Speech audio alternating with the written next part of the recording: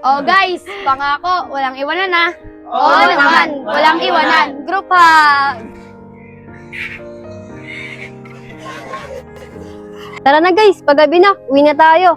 Oo nga, tara na. Teka lang guys, wala pa si Kylie. Di ba bumili na siya ng tubig? Bakit wala pa siya? Oo nga. Teka nga, hanapin natin. Di kaya, naligaw na naman yun. Wala guys, tara, hanapin na natin. Tara guys, mag-iwa-iwalay muna tayo. Dito na muna ako, diyan kayo. Oh, sige. Uy, Kaya si Kylie! Kylie! Kylie! Kylie! Kylie! Kylie! Kylie, saka na ba kasi? Hindi na ka pa namin nahanap. Nasaan na ba ako, guys? Nasaan na kayo? Tulungan niyo ako, natatakot na ako.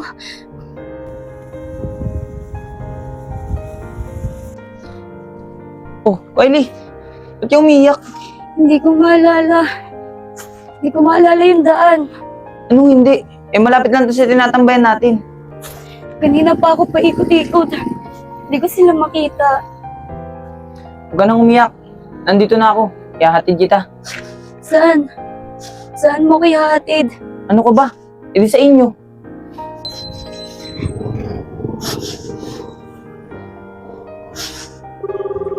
Sarah, Hello Andre. sama ko na si Kylie. Ano? Salamat. Kanina pa namin siya hinahanap eh. Huwag na kayo mag-alala. Atid ko na to sa kanila. Doon na lang tayo magkita-kita. Sige Andre, salamat.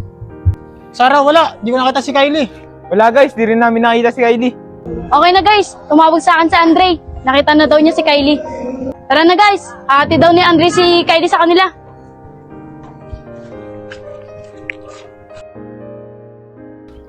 Oh Andre, asa na si Kylie? Ah, nandun na sa loob.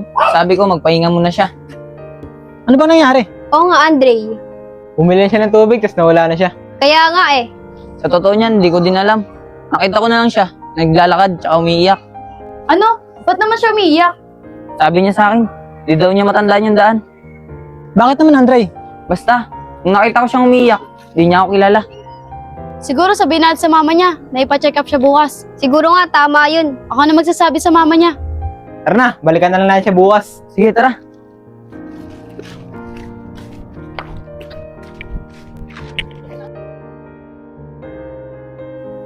Tao po, tita? O Sarah, ikaw pala yan. Anong kailangan mo? Good AM po, tita. Pwede po ba kita makausap tungkol kay Kylie? Ganun ba, Sarah? O sige, pumasok ka muna. Dito natin pag-uusapan sa loob.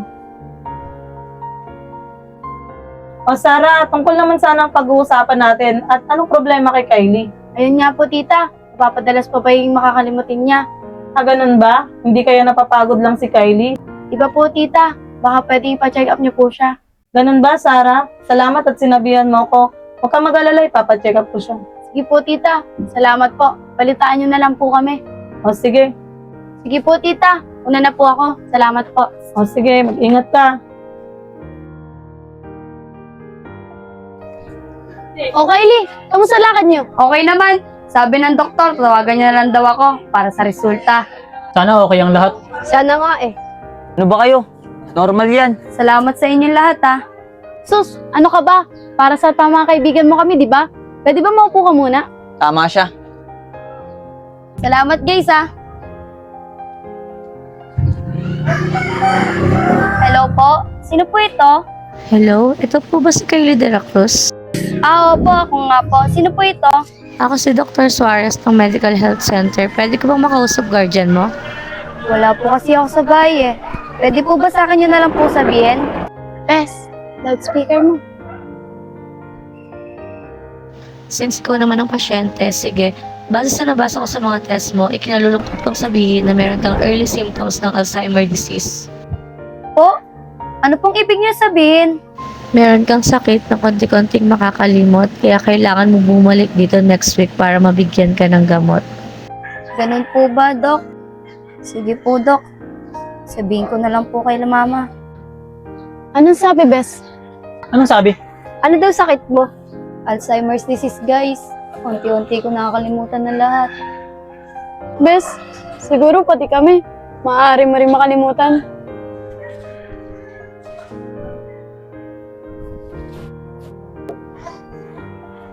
Huwag kayo mag-alala, bes. Gagawin ko ang lahat para sa inyo. Huwag ka mag-alala, Kylie. Dumating man yung araw na yun, ipapaalala namin lahat sa'yo. Tama, Kylie. Dito lang kami lahat para sa'yo. Tama, nandito lang kami.